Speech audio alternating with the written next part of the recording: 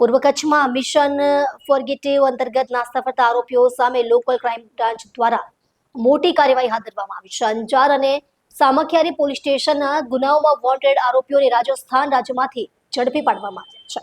અધિક્ષક શ્રી ચિરાગ કોરડિયા, સરહદી રેન્જ ભુજ તથા પોલીસ અધિક્ષક શ્રી સાગર બાગમાર, પૂર્વ કચ્છ ગાંધીધામના માર્ગદર્શન હેઠળ જિલ્લામાં મિશન ફોરગેટિવ અમલમાં મૂકવામાં આવ્યું છે. આ અભિયાન અંતર્ગત નાસ્તા ફરતા આરોપીઓને શોધી કાઢવા માટે કડક સૂચનાઓ આપવામાં આવી હતી. જે અનુસંધાને police inspector N Chudasama, local crime branch પૂર્વ કચ્છ ગાંધીધામના નેતૃત્વ હેઠળ police sub inspector D G Patel અને એલસીબી ટીમ સતત પ્રયાસશીલ રહી હતી.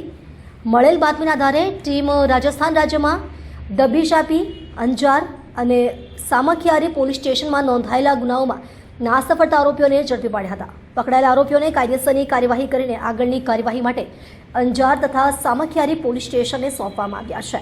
આ સમગ્ર કામગીરી લોકલ ક્રાઇમ બ્રાન્ચના police inspector N Chudasama, police sub inspector D G Patel તથા એલસીબી સ્ટાફ દ્વારા સફળતાપૂર્વક પાર પાડવામાં આવી હતી.